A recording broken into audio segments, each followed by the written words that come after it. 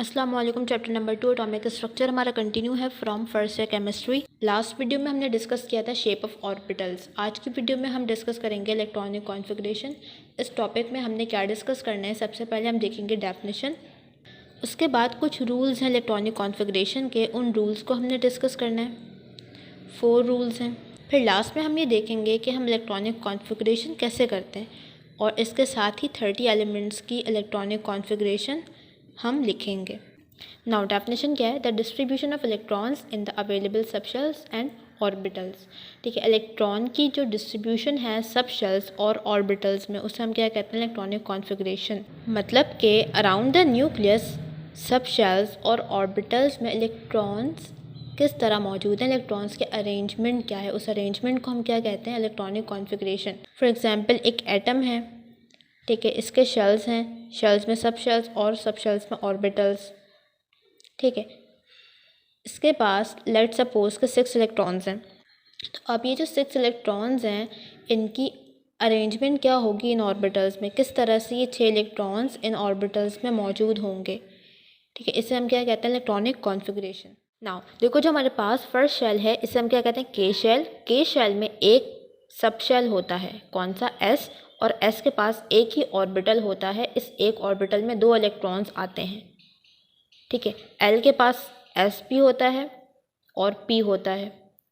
ठीक है, एस में टोटल 2 इलेक्ट्रॉन्स आ सकते हैं, पी में टोटल 6 इलेक्ट्रॉन्स आ सकते हैं, इससे ज़्यादा की स्पेस नहीं होती। ठीक है, फिर है एम शेल।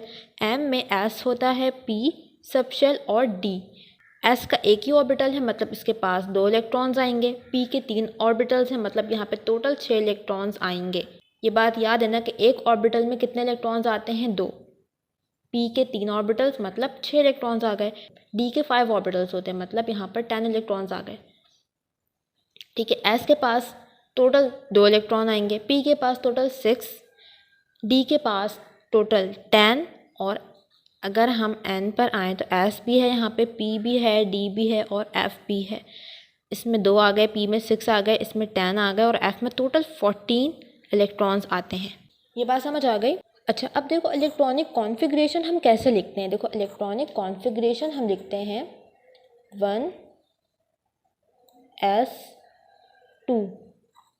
देखो इस तरह से हम लिखते हैं इलेक्ट्रॉनिक कॉन्फ़िगरेशन। अब इसका क्या मतलब है, इस बात को समझो। देखो यहाँ पर एक नंबर लिखा है 1, इसके बाद क्या लिखा हुआ है? s, फिर इसके ऊपर छोटा सा 2 लिखा हुआ है। देखो यहाँ पर जो 1 है, ये डिनोट करता है नंबर ऑफ शेल। क्या डिनोट करता है? Number of shell. मतलब कौन सा शेल की बात हो रही है? 1 है, मतलब फर्स्ट शेल। ठीक है, इसके बाद यहाँ पर जो s लिखा है, ये डिनोट कर रहा है सब शेल। 1s का क्या मतलब हुआ? फर्स्ट शेल का s subshell, s orbital. ये बात समझ आई? अगर मैं ऐसे लिखूँ 2s, तो इसका क्या मतलब है? 2 शेल का सेकंड शेल का s ऑर्बिटल। ठीक है, अगर हम ऐसे लिखें 2p, इसका क्या मतलब हुआ? सेकंड शेल का p ऑर्बिटल। ठीक है, 3d, इसका क्या मतलब हुआ? थर्ड शेल का m शेल का d ऑर्बिटल। अच्छा, अब जो यहाँ पर ये हमने ऊपर छोटा सा 2 लिखा है, ये बताता है नंबर ऑफ इलेक्ट्रॉन्स। क्या बताता है? Number of electrons. ठीक है, 1s2 मतलब नंबर 1 शेल में, फर्स्ट शेल के s ऑर्बिटल में, इसको सब शेल या फिर ऑर्बिटल लिख लो। ठीक है, ऑर्बिटल। फर्स्ट शेल के s ऑर्बिटल में कितने इलेक्ट्रॉन्स हैं? 2 इलेक्ट्रॉन्स। ये बात समझ आई?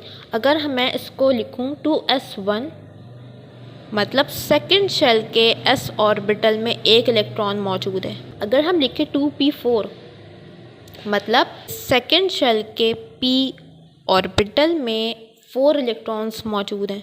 ठीक है, 3d5, मतलब क्या हुआ? 3 शेल के थर्ड शेल के d ऑर्बिटल में 5 इलेक्ट्रॉन्स मौजूद हैं। अच्छा, अब बताओ s के लिए नंबर ऑफ इलेक्ट्रॉन्स की मैक्सिमम वैल्यू क्या हो सकती है? मतलब s सब शेल में या s ऑर्बिटल में कितने इलेक्ट्रॉन्स आ सकते हैं मैक्सिमम? 2 इलेक्ट्रॉन्स। ठीक है, मतलब ये 1s 2 होगा। 1s1 हो सकता है, बिल्कुल हो सकता है, मतलब 2 से कम इलेक्ट्रॉन तो आ सकता है, 2 से ज़्यादा नहीं आ सकता। 1s1 हो सकता है, 1s2 भी हो सकता है, बट 1s3 नहीं होगा कभी भी s3 नहीं होगा, कभी भी s4 नहीं होगा। अब अगर बात करें p ऑर्बिटल की, तो p में कितने इलेक्ट्रॉन्स आ सकते हैं? 6 इलेक्ट्रॉन्स, ठीक है।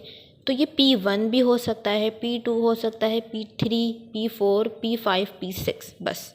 अगर d की बात करें तो d में मैक्सिमम है 10 से ज़्यादा नहीं होगा। D1, D2, D3, 4, 5, 6 से लेके 10 तक होगा, D11 नहीं होगा कभी भी।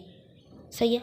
इसी तरह से अगर हम बात करें f ऑर्बिटल की, f में कितने? 14। तो 14 से कम हो सकता है, 14 हो सकता है, 14 से कभी भी ज़्यादा नहीं होगा।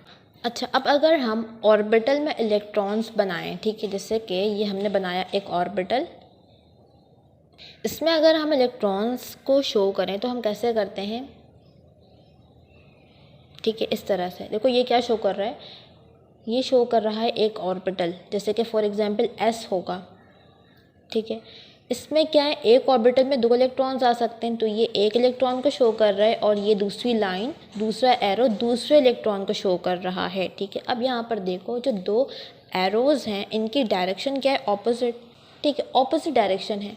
क्यों? हमने पढ़ा था क्वांटम नंबर में कि एक ऑर्बिटल में जो 2 इलेक्ट्रॉन्स होते हैं उनकी स्पिन हमेशा ऑपोजिट होती है। एक इलेक्ट्रॉन क्लॉकवाइज स्पिन करता है, दूसरा इलेक्ट्रॉन एंटी क्लॉकवाइज, ठीक है। अब यहाँ पर जो एरो जिसका हेड ऊपर की तरफ है ये शो करता है क्लॉकवाइज स्पिन, ये शो करता है क्लॉकवाइज स्पिन, ठीक है, क्लॉकवाइज। और जिसका एरो हेड नीचे है ये क्या शो करता है? एंटी क्लॉकवाइज स्पिन, ठीक है। अब अगर हम p ऑर्बिटल बनाएं तो देखो p सब शेल के 3 ऑर्बिटल्स हैं, ठीक है। क्या है? ये p सब शेल हो गया, इसके 3 ऑर्बिटल, एक इसमें से px होगा, एक py होगा, एक pz होगा। हर एक ऑर्बिटल में 2 इलेक्ट्रॉन्स आएंगे, px में 2 इलेक्ट्रॉन्स आएंगे, py में 2 इलेक्ट्रॉन्स आएंगे, pz में 2 इलेक्ट्रॉन्स आएंगे, ठीक है। इस तरह से हम बनाएंगे। देखो टोटल 6 इलेक्ट्रॉन्स हो गए। हमने क्या बात की थी कि p में टोटल 6 इलेक्ट्रॉन्स आ सकते हैं। इस तरह से आएंगे, 2 px में जाएंगे, 2 py में, 2 pz में, टोटल 6 इलेक्ट्रॉन्स हो गए। हर ऑर्बिटल में इलेक्ट्रॉन की स्पिन क्या होगी? ऑपोजिट होगी, एक की क्लॉकवाइज होगी, दूसरे की एंटी क्लॉकवाइज होगी। इसी तरह से d ऑर्बिटल और f ऑर्बिटल में भी होगा। नाउ अब हम पढ़ने जा रहे हैं रूल्स ऑफ इलेक्ट्रॉनिक कॉन्फ़िगरेशन। अच्छा, 4 रूल्स हैं जो हमारे कोर्स का पार्ट हैं। 4 रूल्स हमने पढ़ने हैं, जिसमें से फर्स्ट है पॉलीज एक्सक्लूजन प्रिंसिपल। बहुत इजी सा प्रिंसिपल है, इसमें कोई मुश्किल बात नहीं है। देखो ये रूल दिया किसने? पॉलीज, ठीक है। पॉली एक साइंटिस्ट का नाम है, पॉली ने अपना एक प्रिंसिपल पेश किया जिसको क्या नाम दिया? Pauli's exclusion principle. ये प्रिंसिपल क्या कहता है? In an orbital no 2 electrons can have the same set of 4 quantum numbers. इसमें क्या कहा गया कि एक ऑर्बिटल में जो 2 इलेक्ट्रॉन्स मौजूद हैं, इन 2 इलेक्ट्रॉन्स के चारों क्वांटम नंबर्स सेम नहीं हो सकते। अब इस बात को समझो डिटेल में। देखो एक इलेक्ट्रॉन है, हमने पढ़ा कि इसके 4 क्वांटम नंबर्स होते हैं, principal quantum number, azimuthal quantum number, magnetic quantum number और स्पिन क्वांटम नंबर, ठीक है। तो अब पॉली ने क्या कहा कि एक ऑर्बिटल में जो 2 इलेक्ट्रॉन हैं, एक ये वाला इलेक्ट्रॉन, एक दूसरा इलेक्ट्रॉन, इन दोनों इलेक्ट्रॉन के जो 4 क्वांटम नंबर्स हैं ये सेम नहीं हो सकते, ठीक है। एटलीस्ट एक इनमें से अलग होगा, ठीक है। इन 2 इलेक्ट्रॉन्स के जो 4 क्वांटम नंबर्स हैं ये चारों सेम नहीं हो सकते, इनमें से एक लाजमी तौर पर अलग होगा, ठीक है। एक क्या होगा? डिफरेंट होगा, लाजमी। एग्जाम्पल से समझते हैं। देखो एग्जाम्पल ले लेते हैं। सिंपलेस्ट एग्जाम्पल क्या होगी? हीलियम एटम, ठीक है। 2 इलेक्ट्रॉन्स चाहिए, हीलियम के पास कितने? 2। तो ये सिंपलेस्ट एग्जाम्पल है इसको समझने के लिए, ठीक है। हीलियम के पास है 2 इलेक्ट्रॉन्स। अब देखो इसका हम क्वांटम नंबर लिखते हैं, ठीक है। ऑर्बिटल बना दिया, ऑर्बिटल में 2 इलेक्ट्रॉन्स आ गए, ठीक है। ये फर्स्ट इलेक्ट्रॉन है, सेकंड इलेक्ट्रॉन, ठीक है। First electron, second electron. देखो हीलियम का एटम है, एटम के पास k शेल है, फर्स्ट शेल। इस k शेल में s subshell, s subshell के पास एक ऑर्बिटल, उस एक ऑर्बिटल में 2 इलेक्ट्रॉन्स, ऐसा ही है। अब देखो इसका हम क्वांटम नंबर लिखते हैं, ठीक है। n लिखते हैं, n मतलब principal quantum number. First electron के लिए n की वैल्यू क्या होगी, प्रिंसिपल क्वांटम नंबर क्या बताता है, शेल बताता है, फर्स्ट शेल है, मतलब n की वैल्यू इसके लिए भी 1 हो गई, ये इलेक्ट्रॉन भी इसी शेल में मौजूद है ना, इसके लिए भी n की वैल्यू क्या हो गई, 1 हो गई।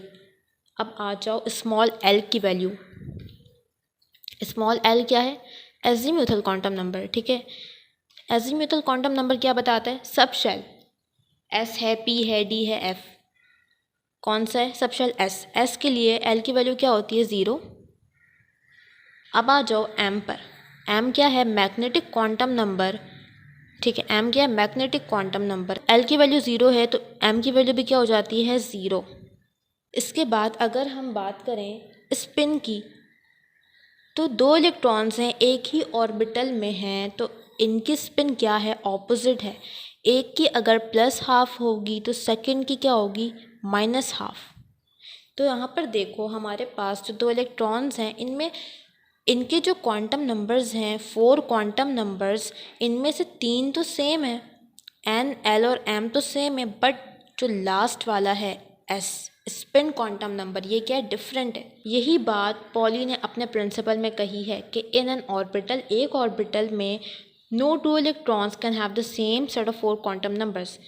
जो 2 इलेक्ट्रॉन्स मौजूद हैं, इन 2 इलेक्ट्रॉन के 4 क्वांटम नंबर सेम नहीं हो सकते, लास्ट में इनमें से एक क्या होगा, डिफरेंट होगा। हमने देखा 4 में से 3 तो सेम है बट एक क्या है, डिफरेंट है। तो ये था पॉलीज एक्सक्लूजन प्रिंसिपल। अच्छा, अब इसका इलेक्ट्रॉनिक कॉन्फ़िगरेशन लिखें। देखो हीलियम एटम है, ठीक है, हीलियम एटम है, ठीक है। इसके पास 2 इलेक्ट्रॉन्स हैं, किस शेल में है, फर्स्ट शेल में, तो 1 फर्स्ट शेल हो गया, ठीक है। कौन सा ऑर्बिटल है, s, 1s, s में कितने इलेक्ट्रॉन्स हैं, 2 इलेक्ट्रॉन्स हैं, तो s पर क्या बनाओगे, छोटा सा 2, 1s2, ये हो गई हीलियम की electronic configuration. Now next principle है ऑफ्बो प्रिंसिपल, ठीक है। ऑफ्बो प्रिंसिपल किसने दिया था, पॉली ने दिया था। ये प्रिंसिपल हमें बताता है कि ऑर्बिटल्स में इलेक्ट्रॉन्स कैसे फिल होंगे, ठीक है। हमारे पास बहुत से ऑर्बिटल हैं, 1s है, 2s है, 2p है, ठीक है, 3s है, 3p है, 3d है, बहुत सारे ऑर्बिटल्स हैं। तो इन ऑर्बिटल्स में इलेक्ट्रॉन्स कैसे फिल होंगे, ठीक है।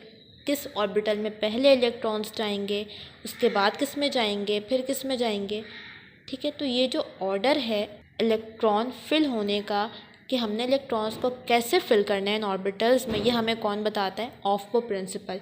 और ऑफ्बो प्रिंसिपल किसने दिया था, पॉली ने, ठीक है। यहाँ तक समझ आई बात। ऑफ्बो का मतलब है बिल्डिंग अप, बिल्ड करना, ठीक है। हम इसमें क्या करेंगे, इलेक्ट्रॉन्स फिल करेंगे, मतलब बिल्ड कर रहे हैं एक तरह से electrons around the nucleus in orbitals, ठीक है। तो इसीलिए इसको हम क्या कहते हैं, ऑफ्बो प्रिंसिपल। अच्छा, अब इसका स्टेटमेंट देखो, electrons are filled progressively to the various subshells in order of increase energy starting with 1s। इसको समझो, इसने क्या कहा कि इलेक्ट्रॉन्स फिल होंगे सब शेल्स में, ठीक है। इलेक्ट्रॉन्स फिल होंगे सब शेल्स में, s में, p में, d और f, इन सब शेल्स में इलेक्ट्रॉन्स फिल होंगे। कैसे फिल होंगे, इन ऑर्डर ऑफ इंक्रीज एनर्जी, मतलब जिस सब शेल की एनर्जी कम है वो पहले फिल होगा, ठीक है। इन ऑर्डर ऑफ इंक्रीजिंग एनर्जी, हमने इंक्रीजिंग एनर्जी के ऑर्डर में फिल करना है सब शेल्स को, ठीक है। हमने इंक्रीजिंग एनर्जी के ऑर्डर में फिल करना है सब शेल्स को, मतलब कि जो सबसे कम एनर्जी वाला सब शेल है वो पहले फिल होगा, ठीक। इसीलिए क्या लिखा है, starting with 1s having lowest energy. इस स्टेटमेंट में मेन पॉइंट क्या है कि जिस सब शेल की एनर्जी कम है वो पहले फिल होगा, ठीक है। अब देखो हमें कैसे पता चलेगा कि किस सबशेल की एनर्जी कम है, s 1 में भी है, सेकंड शेल में भी है, थर्ड में भी है, फोर्थ में भी है। p की बात करें, p सेकंड शेल में है, थर्ड शेल में है, फोर्थ में है, d भी 3 में है, 4 में है, ठीक है। तो हमें कैसे पता चलेगा कि कौन से सबशेल की एनर्जी कम है, किसकी ज़्यादा है। तो देखो ये पता करने के लिए हम एक स्कीमेटिक डायग्राम बनाते हैं, उसकी मदद से हमें ये पता चलता है कि किस सबशेल की एनर्जी कम है, किसकी ज़्यादा है, ठीक है। और फिर हम उसी के अकॉर्डिंग इलेक्ट्रॉन्स को फिल करते हैं। ठीक है। स्कीमेटिक डायग्राम बना रहे हैं अभी हम।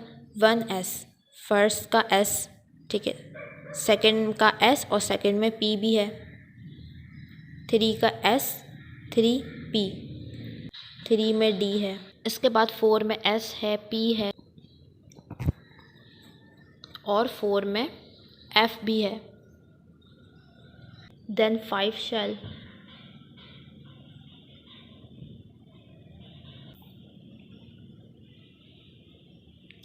6 शेल, 6s, 6p, 6d और लास्ट में 7s, 7p। अब देखो ये हमने बना लिया स्कीमेटिक डायग्राम। इसमें हमने क्या करना है, इसमें हमने इन ऑर्बिटल्स को कट करना है। देखो हमने शुरू करना है 1s से। 1s जो पहले कट होगा उसकी एनर्जी कम होगी, मतलब वो पहले फिल होगा। सबसे पहले क्या कट हुआ है, 1s, तो 1s लोवेस्ट है, ठीक है। सबसे पहले 1s फिल होगा, उसके बाद क्या कट हुआ है, 2s, तो 2s आ गया। फिर पहले 2p, फिर उसके बाद 3s, उसके बाद 3p और 4s, ठीक है, 3p और 4s। फिर अगर नेक्स्ट हम कट करें 3d, then 4p, then 5s, 3d, 4p, 5s। उसके बाद देखो 4d, 5p, 6s, 4d, 5p, 6s। फिर देखो 4f, 5d, 6p, 7s, 4f, 5d, 6p, 7s। फिर 5f, 6d, 7p। तो ये हमने ऑर्बिटल्स लिखे हैं किस ऑर्डर में इंक्रीज एनर्जी, मतलब जिस ऑर्डर में एनर्जी इंक्रीज हो रही है हमने उसी ऑर्डर में इन ऑर्बिटल्स को लिखा है।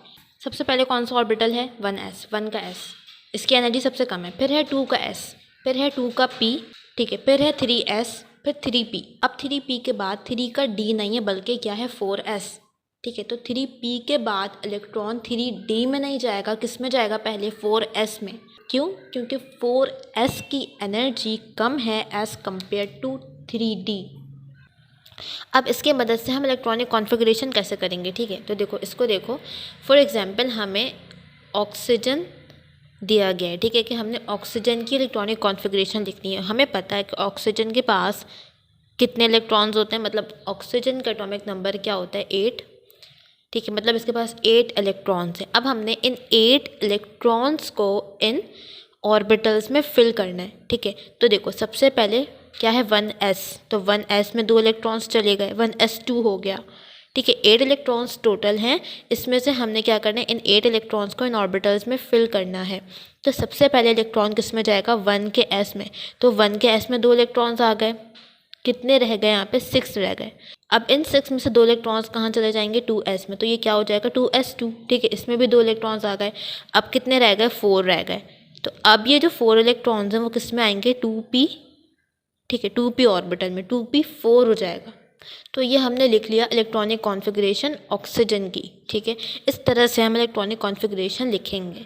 इसी तरह से फॉर एग्जांपल हमें इलेक्ट्रॉनिक कॉन्फ़िगरेशन दी जाए सोडियम की, ठीक है, लिखने के लिए, तो हम कैसे लिखेंगे, सोडियम का एटॉमिक नंबर क्या होता है, 11, मतलब इसके पास 11 इलेक्ट्रॉन्स हैं। इन 11 इलेक्ट्रॉन्स को हमने इन ऑर्बिटल्स में फिल करना है। सबसे पहले 2 इलेक्ट्रॉन्स आएंगे 1s में, 1s2 हो गया, ठीक है, 9 रह गए। फिर इलेक्ट्रॉन आएगा 2s में, 2s2 हो गया। अभी तक 4 इलेक्ट्रॉन्स आ चुके हैं, कितने रह गए यहाँ पे, 7 इलेक्ट्रॉन्स रह गए।